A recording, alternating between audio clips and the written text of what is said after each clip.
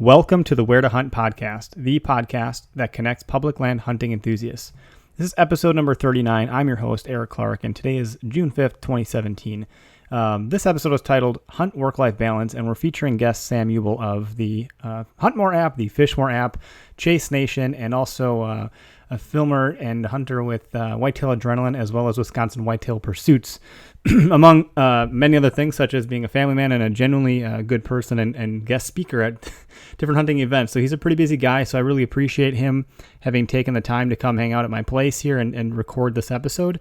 So this episode's pretty relaxed, pretty straightforward. Sam and I just simply talk about how to balance hunting and work and life, and how we go about doing that. And really, the general thesis that I kind of try to take here is that hunting is kind of the key. It helps balance out those other things. It kind of puts you back into neutral, so that way you can go at those other things with full steam and a clear head. So appreciate you listening, and sorry it's been a while, but hopefully you enjoy this episode. All right, so we have a guest with us today. It's been a while since I've done this, so our guest, Sam Ubel, is here to motivate me to get my ass back on track, and he's actually sitting here with me at my bar in my basement. So we're live on Facebook. How's it going? And then we got the mic over here. You can barely see it on the screen over there. And we're just going to talk about work, hunt, life balance, and kind of flesh that topic out, because, I don't know, hunting really kind of helps balance out your work-life balance. Yeah, and hunting, and on the other hand, working and family kind of steal you away from the outdoors a little bit. So how do you balance the two? That's kind of a tricky little predicament that we find ourselves in. Being a family man, I've got a little girl at home and a wife, and you got pets and a wife, and there's times where you wonder, are you being selfish because you just so badly want to be outside, instead of being at home, but at the same time your kids are only young once, and there's priorities in life. So how do you balance it? So it's funny you say it that way. I'm almost a family man. We're expecting in September, so that's exciting. We're having a girl. Just found that out too. Cool. That's a good life, man. I love having a daughter. I'm terrified and excited at the same time, but I look up to my dad, and I remember being a kid, he would be gone for a week or a weekend, and he'd be hunting, and I couldn't wait for him to get home. And there's sometimes it's like you look up to him, or I looked up to him and thought, I want to be that, and then I was so excited to do those things with him when the time finally came. So I hope that by continuing to do it and spending time away, you're creating that excitement for your kids, maybe. I don't know. I think it means you got to start taking things a little less seriously when you are with them. One thing I found early on, just in the dating stages with my now wife, was I'd take her muskie fishing, or I'd take her out scouting for whitetails or shed hunting, and I'd be very focused, real serious. Yeah. And I'll be honest, that's a real good way to make incidentally make them not like it as much and not be as interested in going with you. So choose your path wisely. Maybe you don't want them with you. Some guys out there. Careful. Stay at home. I'm going by myself. No, it's really important for me, just like you, right? So you just were talking about your dad. So your dad, he's the one who got you and kind of invested, or your passion built up in the outdoors. So if you were to short your wife or kiddo like that, wouldn't that be selling them short? Right. You know what I mean? Right. So I don't know, man. It's been a learning curve since I started dating my wife Christy and getting married. That's a whole nother can of worms. It's a time thing too. Yeah. My wife's upstairs, and one of her favorite things to do is spend time with me. As me also, but I don't know. It's hard to explain. I have this need. It's not that I want to spend time with you, but I need to spend time in the woods or in the water. I have to do these things. And you can come with me, and that's great. But you're not as interested in it than I am, so I'm going to go do those things. All right. And, maybe you'll love me all the more for it. Or just come with and find your own passion. I've been really impressed and fortunate, for that matter, to have introduced my wife to hunting, and then to now see her be successful. Mm-hmm. She killed her first bird, big turkey, big 10.5-inch beard. 2 years ago. It was her one and only time she got to go out turkey hunting with me. Wow. And was she hooked? And she was hooked, and she still wants to go. The only reason she hasn't gone since is we had our little girl. Okay. So that kept her out of the woods, and then she's pregnant again, due in July, early July. And so that kind of kept her out of the woods this spring. Plus that, and okay, if you want to go, you can go, but I've got to stay home with Adelaide, our daughter. And so there's, there's that. So, she's kind of missing out on a couple seasons. And is it fair that I keep going out and she has to stay home with the little one? Right. But at the end of the day, would she actually go on her own if I was to offer to stay? That's maybe a good question. I know my wife wouldn't. I dragged her out deer hunting with me once, and she was bored, completely bored. And she actually spotted the deer, and she realized, she's like, oh my God, wait, you actually going to shoot it? And she got really sad. So it was an interesting experience. She didn't want to go again, but she was glad to see how it goes and what it is. And she can't believe that I'm entertained by that. So, it's kind of funny. I got those early mornings when, you're getting up early for a hunt or something, especially when you're looking at mid-November. You're getting up super early. Here, for example, gun deer season 2 years ago in Wisconsin here, at least southern Wisconsin, we had huge snowstorm on opening day, and it was snowing sideways since overnight, and it was cold, it was wet, and it was just rough conditions. I had built a tower stand for my wife over the couple months leading into that. Now, mind you, I only had so much time to build that thing because we had a lot going on in the house and in work priorities and whatnot. So it was like, okay, once in a while I'll go out into the garage and put this thing together. So at any rate, the night before opening day, she told me, if I don't want to go in the morning, are you going to be mad at me? Or asked me that. And I said, no, of course not. I'm not going to be mad at you. But I went to bed that night thinking, how should I have, did I approach that right, or did I handle that right? Of course I wouldn't be mad at her, but I would be, honestly, I'd be disappointed. Yep. Because she'd be missing out on that experience. Right, I don't want her to miss out on it, right? And so that morning came, I woke her up, and she kind of flagged me off, and so I backed off. I grabbed my stuff, I got dressed in the closet, closed the door behind me so I wouldn't wake her up. And then me and a buddy who was along to join me on the hunt and film, we went out that morning, and I thought about pulling up my phone and texting to see if she had made it to the blind okay, but my hands were freezing. I'd already gone through 2 pairs of gloves. We had to, we had to row down a long river, and it was just a ridiculous trip. It was an awesome trip. Yeah. It was uncomfortable. But anyways, I heard a shot, and I was like, you gotta be kidding me. That I knew right where that gunfire had come from. And sure enough, Christy had gotten out of bed, pregnant. I think she was at the time 7 months pregnant. Holy crap. Drove herself to the land, got out of the truck, trudged through snow, got up in the blind, and shot a deer all on her own. And that was her first deer ever. And it was a buck. That's really impressive. That was really she's a cool. badass. She's pretty badass. Yeah. That's awesome. Yeah, and she did the same thing this year. She shot a really big buck this year, and she did that with her dad in the blind with her this time, though, who hasn't been in the woods for like 20-something years. Okay.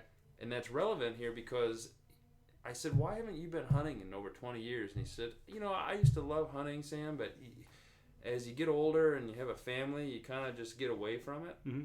And so that's what's happened. I just kind of got away from it and just haven't made time to get back out. So how did he balance that right? If he really truly did have a passion for it, and if you listen to him talk about the stories, he loved hunting.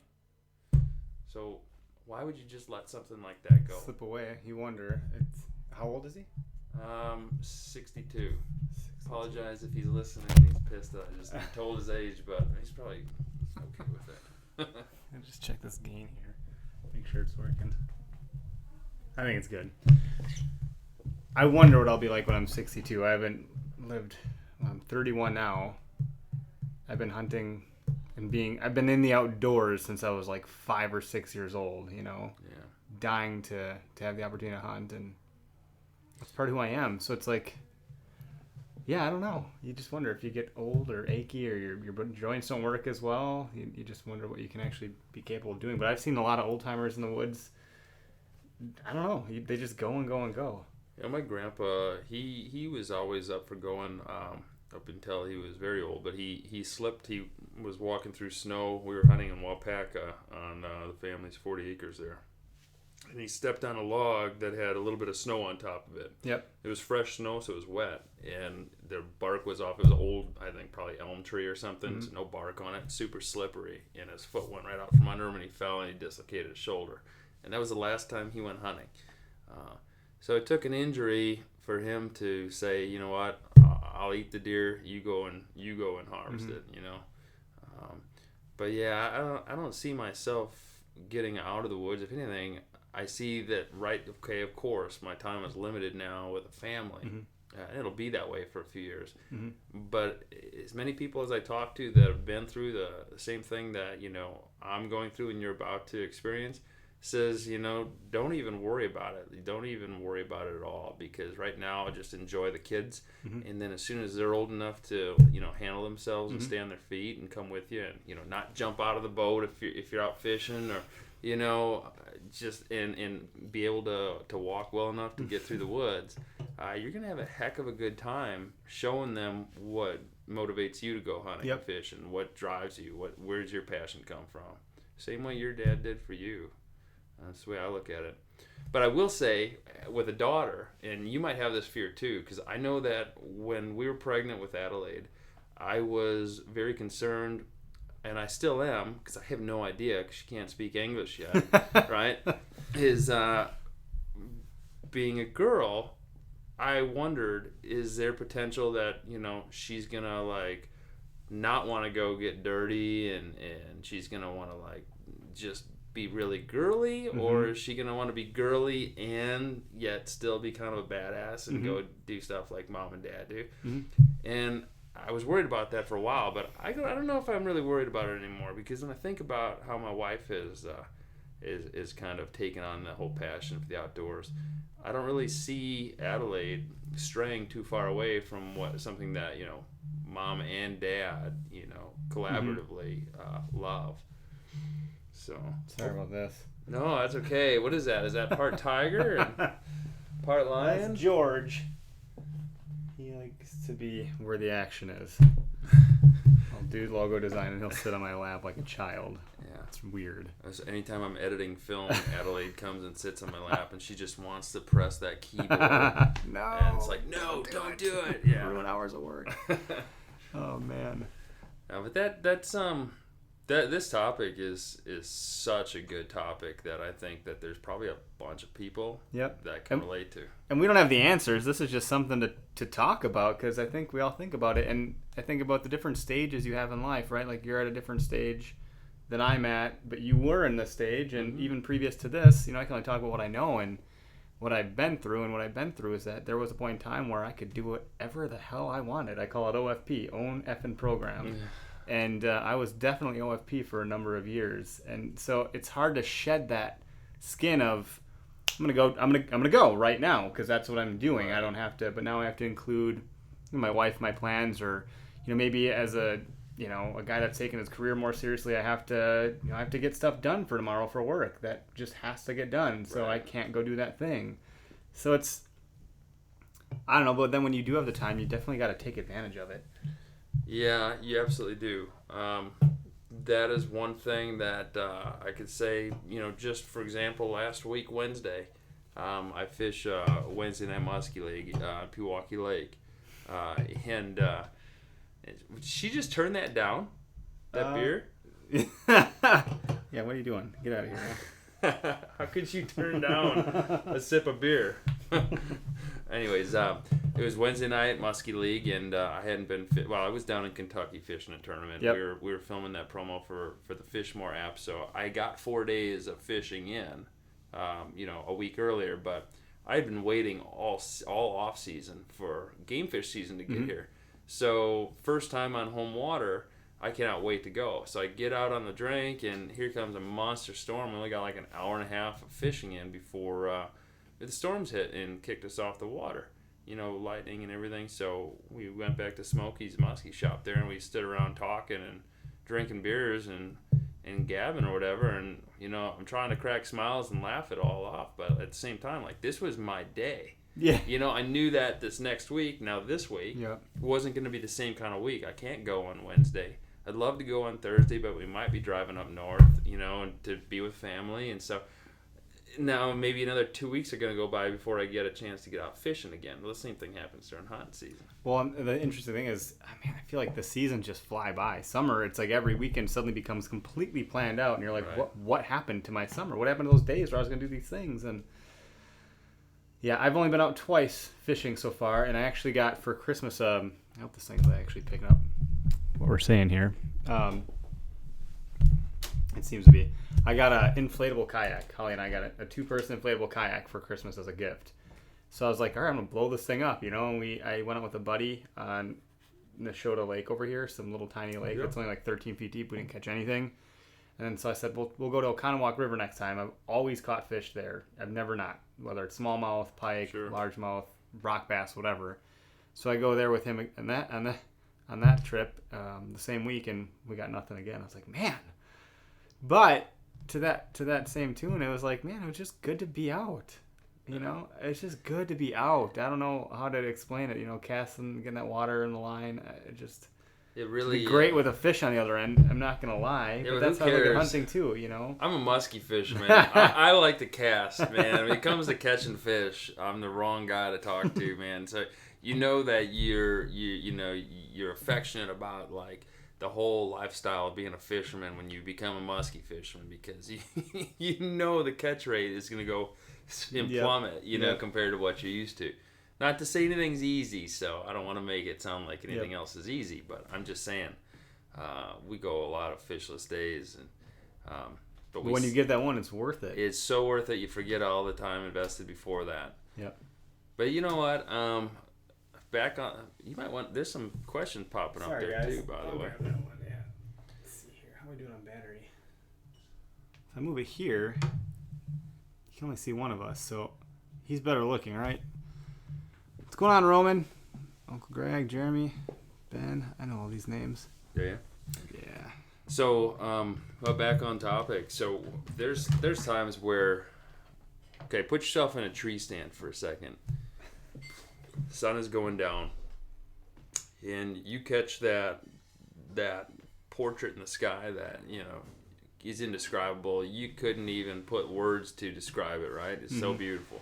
But you're by yourself in the tree stand, and you so desperately want to share it. So what do? You pull out your phone and you take a picture, which the picture never looks the same. Because you can't smell the air, hear the sounds, right? Feel the air on your face, So you take that much passion into something that you do, that's your personal thing. That's your time, right? And you think about how much it means to you, and then think about your family at home, your wife, and your child. It's not born yet, but when it comes, and don't you want to just share that? Absolutely, because if you don't, you almost feel selfish about it, and so I feel that a lot. Where my wife will give me the thumbs up and say, like this last archery season, she said, yeah, go ahead, you better get out. Get the tag filled, because she knows that's what I do, And every time out, I felt like, boy, it's like, and like you were saying before, I don't remember the acronym, but it's OFP. The OFP, yeah, same kind of thing. It used to be that way, and it's not anymore. So I feel like I got to take major advantage of that opportunity. Yep. And I just remember sitting out last season, and it was mid-October, like the 13th or something like that, and it was awesome sunset over, and I hunt in Delafield is one of those places I was hunting that day. So you're familiar with where you're at right now. Yeah, I wasn't too far away. I can't say it on the air where I was, but I was less than a mile away from here as the crow flies. But I was watching over a lake, and the sun was setting, and boy, was that pretty. And I was just thinking, man, my wife is probably at home right now, up to her years in stress right now, because our little one was even smaller then, and harder to manage. Well, I don't know if harder to manage is accurate. Things change a lot in that first couple of years, right? But different to manage or whatever. And here I am sitting peacefully watching this sunset. I ended up killing a buck that night, though, so that made it all worth it. But I just remember thinking about that, and is it fair? And it's kind of feels weird. Like, why am I thinking about, is it fair? Well, because you're only human, right? And you care about your wife, and you care about your kiddo, and then are you missing out on time that you could be spending watching that little one grow? Because you're being selfish and being out hunting. Man, it's just it twists you up inside a little bit. It sure makes you want to be around that more often, I think. Your time away gives way to more appreciation to want to be back around that environment, which is an interesting concept. I don't know what the saying is. I'm terrible at remembering sayings, but you miss something more when it's gone or whatever, however it goes. The heart grows fonder in absence. Yeah. So as much as she might not want me to leave, I point because she's upstairs. Once I come back, it's like, oh my gosh, you're back, and this is great, and I missed you, and you have that, and that's interesting. That's an interesting thing.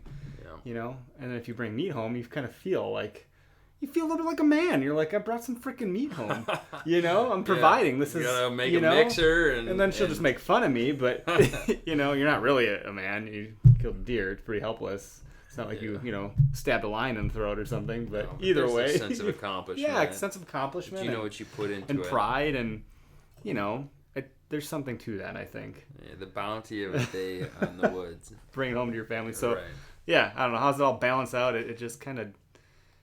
My big thing with this episode or whatever is, man, work can really get you down, and striving for greatness or just trying to get through your day so you can have one of these things here, that's fine too, but I don't know. That time in the woods makes you appreciate those things where you don't want to take your job for granted. You want to appreciate that you have one.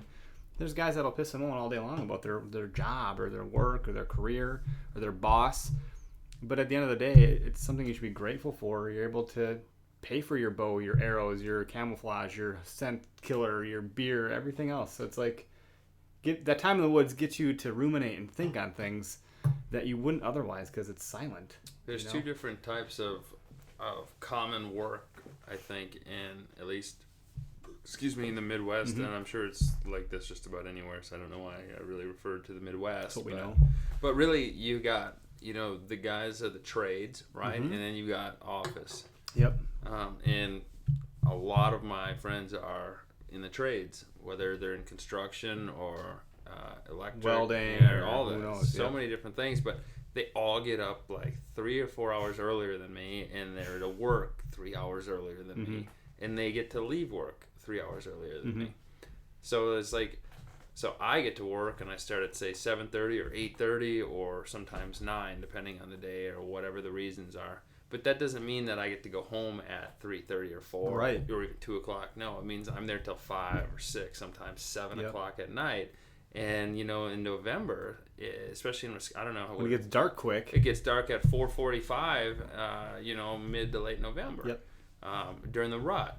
You got to request that day off. You've got to do something. You talk to your boss, like working in an office environment. I'm on salary, so I talk to my boss in advance. I say, well, listen, if I can get here early and work, I'm over my 40 hours no matter what. But if I'm here earlier, can I leave earlier? And because it still feels weird. That 40 thing is still questionable if you're. Yeah. When I was more entry level, there was times where you had to talk to your boss because he wants to know where you're at or she wants to know where you're at.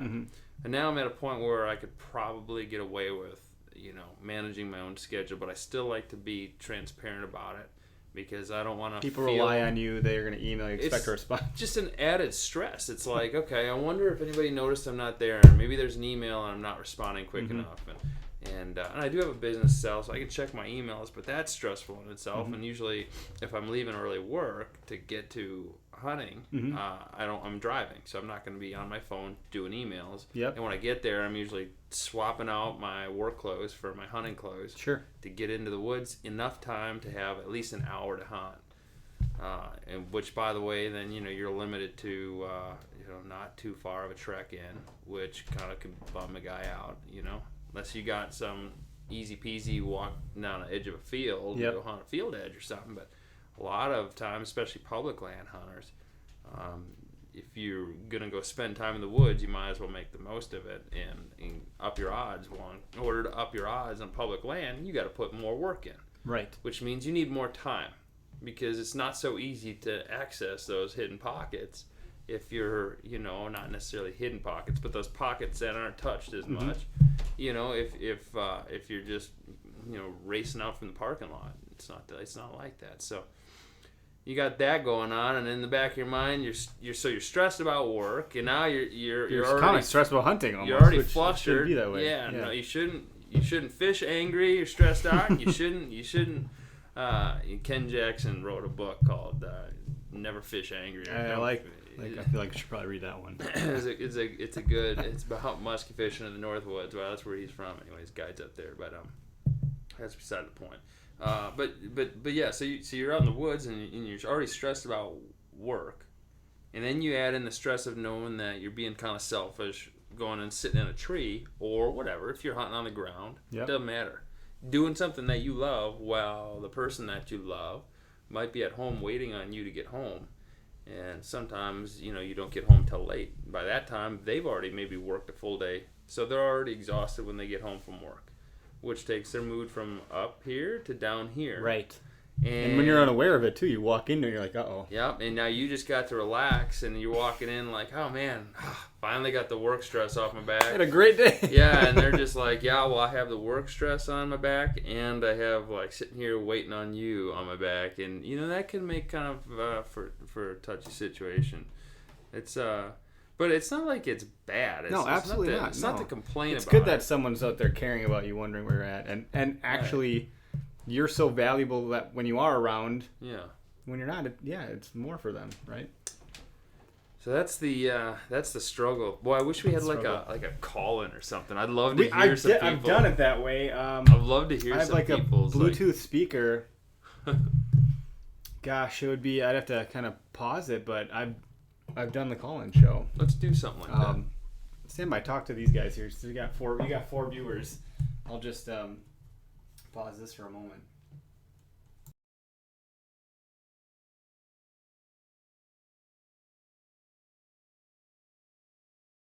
You do to kind of balance it out.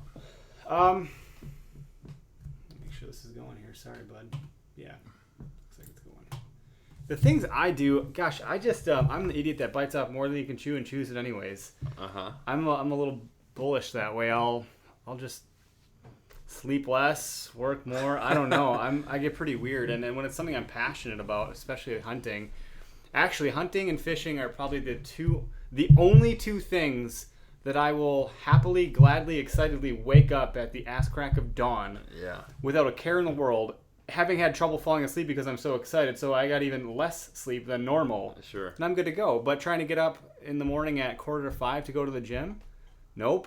No, man, you get enough workout when you go hunting. Yeah, do it for work. I'll do it because I have to, and I'll drag my butt there, but not the happily, excitedly kind of way. And hunting, it's like, I just can't wait, And I even enjoy that 0 Dark 100 drive, when you're the only car on the road, and there's that weird feeling that starts to start this fire in your soul, and you're like... Builds up the excitement. Yeah, walking through the woods when it's dusk, and you can kind of see, but you kind of can't, and usually when I go, you can't, and then it starts to come to life, and your eyes are like, wait, is it actually daytime, or have I just adjusted that well? And so I don't know, I guess I solve it by... It probably isn't the right way, but I just take it on. No, I see what you're saying. So I think if I'm hearing you right, what you're saying is you're going to have a day of activities, and whether it's with your wife or with other family, or maybe it's on your own, just errands you have to run. Mm-hmm. But you've got a day of stuff to do, but you got to get out in the woods. Yep. So you're willing to get up early to go hunt, even if it's just for an hour, maybe 2, or whatever it takes, just enough time to get in the woods and just at least to feel like you were there. You were there, but like just to feel like you like would, you because you never know. There's always, it's like that cast. I am the class, and I'm sure most fishers are. So I don't think I'm like special, but one more cast. That could be the one, and one more visit to the woods. That could be the one. And that buck could just be walking through right then. Do you ever find yourself, because this has happened to me before, do you ever find yourself stuck where, okay, it's time to go. I know I need to go, but either deer came in and now I'm fully surrounded, or maybe it was maybe it was like a turkey or something like that happened to me this spring. But then you have to stay. Oh yeah, because now you're like, well, now I heard something. I'm not just hearing reverbs of my own thoughts. This is a real thing that could actually happen now. Right. And so, yeah, I've had that. But the thing with hunting is the sun goes down. You only get so much time to shoot. Yeah. Well, so the morning time is the hard part. Yes. Especially on a weekday. If you talk your boss into letting you stay out, like say, hey, do you mind if tomorrow I come in at 10? I'll stay late, or just you usually work more than you. Unless you actually get one, then it's like a problem, right? Right. Well, like I need the whole day. I gotta go track this thing. I've had incidents happen where it was like, okay, I know I gotta leave here by 9 to get back to work by like 9:45 with enough time to change out of like all my like gear and into fancy office clothes. And then like strut into work like I just got out of the shower and fresh blah blah blah. I've had that happen before where I just shot the bird or the deer, and that holds you back from getting to work on time. So then you're racking your brain like, okay, how do I explain this one?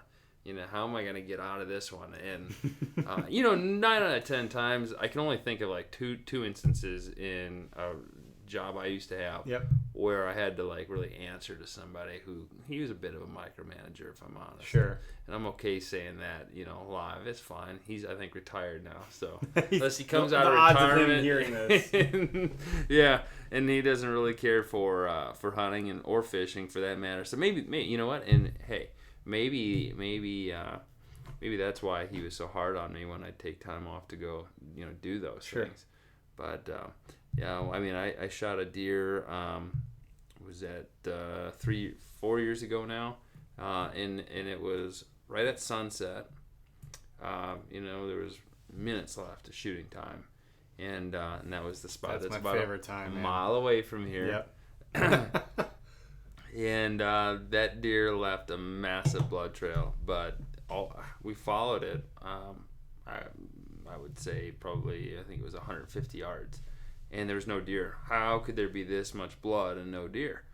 Well, I didn't want to push it, and it was dark, and I couldn't see much, and it was like, all right, back out time, come back in the morning. Well, unfortunately, I have to work the next morning. I had to be there at 7, or between 7 and 7:30. Right. And it's the kind of place in that office environment where you walk in after like everybody else, and they know. Yeah. Everybody. Doesn't matter if they're above or below you. Yep. They know, and it just doesn't sit well. So you might not hear anything about it, but you don't want to be that guy, But anyways, that night I sent a. Skype call, I think. Oh, that's my wife's phone. That night I called.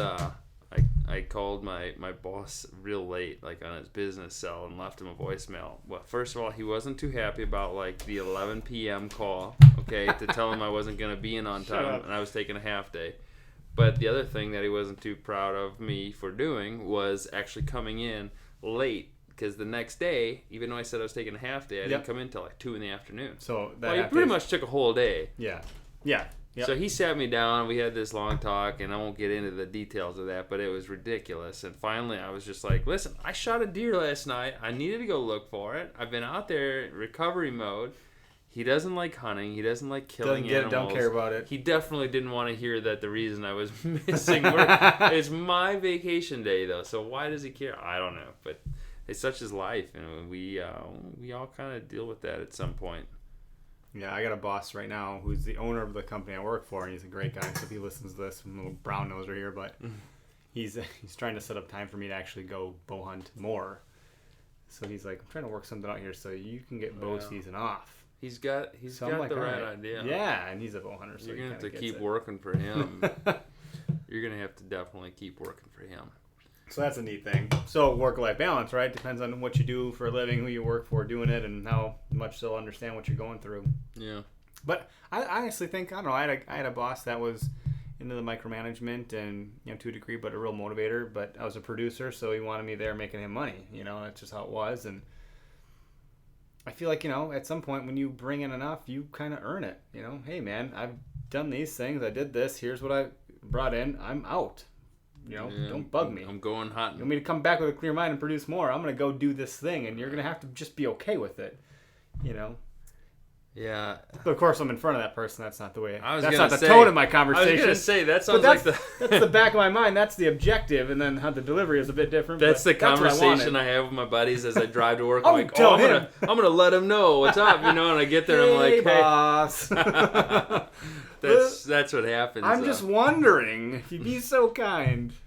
Yeah, and it doesn't usually go your way. No, but that's life. Life punches you in the face. I think there's a quote by Mike Tyson, like, everyone has a plan until someone punches you in the face. See, I can't even understand it unless it's with lisp. And I don't want to be the guy to do it, and I don't want you to do it either. Yeah, so I'll just imagine it. That's funny. Yeah. So the solution is, I don't know, everyone has different variables with their work, their life, their family, and what they actually even like to hunt. I just assume most people listen to this are deer hunters by and large, and that's the kind of thing that I talk about more than anything else. That's what I know. Yeah. But there's turkey and there's coyote, and so you can get your fix anyway. I mean, maybe you're going to go out during the moonlight in winter months and you're going to freaking do an all-nighter and you're going to shoot some yotes. That could be the thing you do to get out. It doesn't have to always be the deer or whatever, but... I guess if there was one thing, and I tend to talk too much, so give me the look if I'm rambling here, but just we got to the end of that beer. Yeah, well, if I'm talking, I'm not gonna drink it, but I definitely want to drink it, so I'll talk last. Excuse me, but what I will say is what I found, and I'm not wise. I mean, beyond you seem kind of wise, maybe a wise guy. I'm a wise guy. You got that right. No, is sometimes we overanalyze things, right? And we look at, say, our wives or a girlfriend, right? I think that's the best comparison for right now for this conversation. And we overanalyze what we think they're probably thinking. Oh yeah. About what we're doing. Yep. And that makes us feel like selfish, like I was talking a lot about before, and then we feel rushed.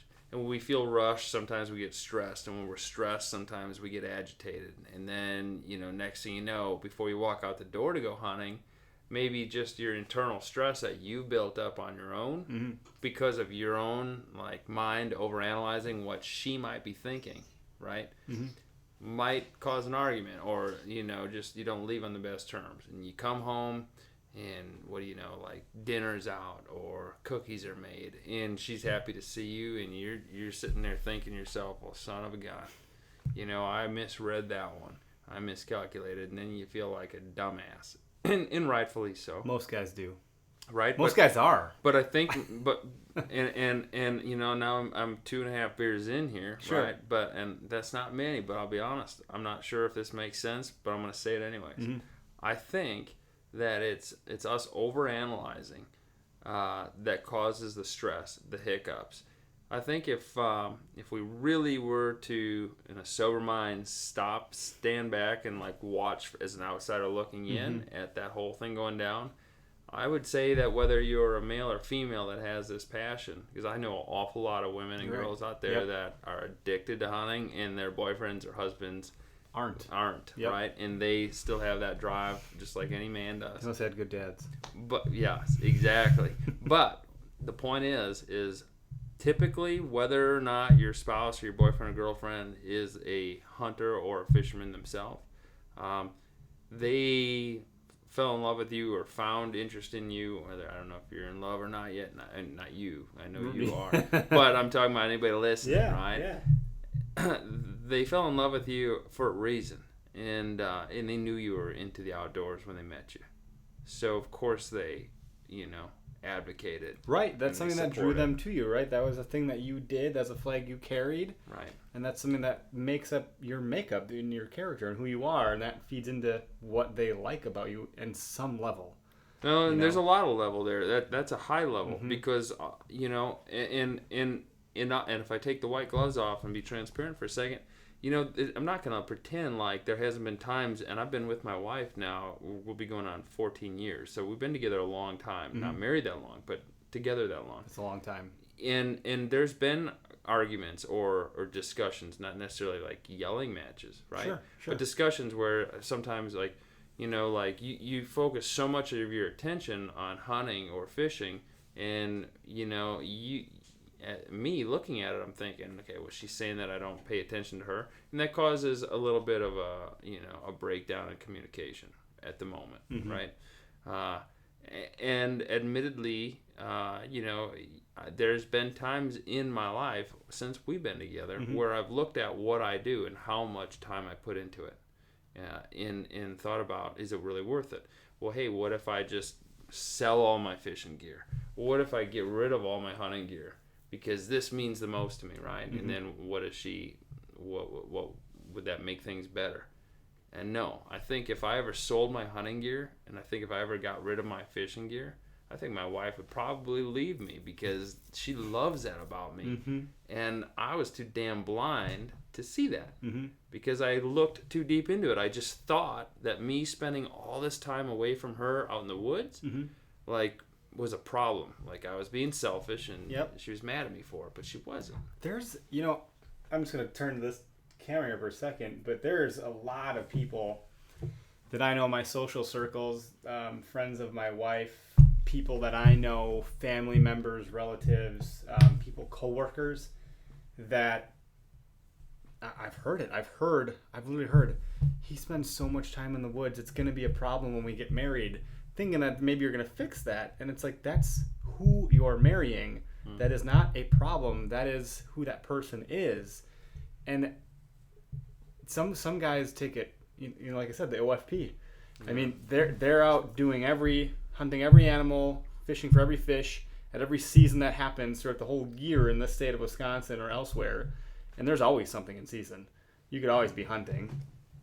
But at the end of the day, you got to just, whether you're with a girl or a guy that does those things, you gotta appreciate it, I think if he or she ever says, do you love being outdoors or hunting or fishing, or do you love deer more than you love me, I think that's when you need to look yourself in the mirror and say, listen, figure out how you answer that question. You need to have more of me time, and go buy her a bottle of wine, or go buy him a case of beer and something, and just make sure that the other person knows that they're appreciated.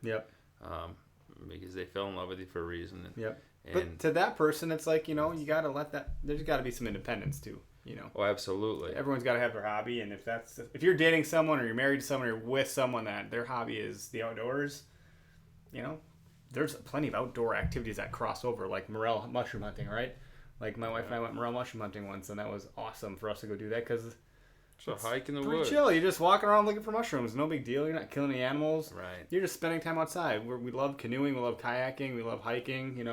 That's all great. So you can go shed hunting. You can go deer tracking. You can go, explore some new territory. Shed hunting's a great thing. Took my daughter when she was 3 months old, and the baby Bjorn, and that was in February, and there was snow on the ground, and it's colder than hell. And all we got pictures, man. We found sheds, and all you see, because I've got my parka around her, is the top of her little helmet or her hat, poking up, and then these two boots that are hanging out that are way too big for her feet, but they're the smallest size they make, right? Yeah. And that's all you see, and it's like, we're out there doing that because there's no reason to sit indoors. Because what else are you gonna do? You gonna sit there and watch Netflix for the rest of your life? I mean, there's no. I can't tell. So my wife and I were trying to think of our favorite movie the other night, right? We're trying to name this dog. We're thinking about what are our movies? We can we'll name him Dale, because we like Step Brothers. Dale Dobeck. Just weird stuff, right?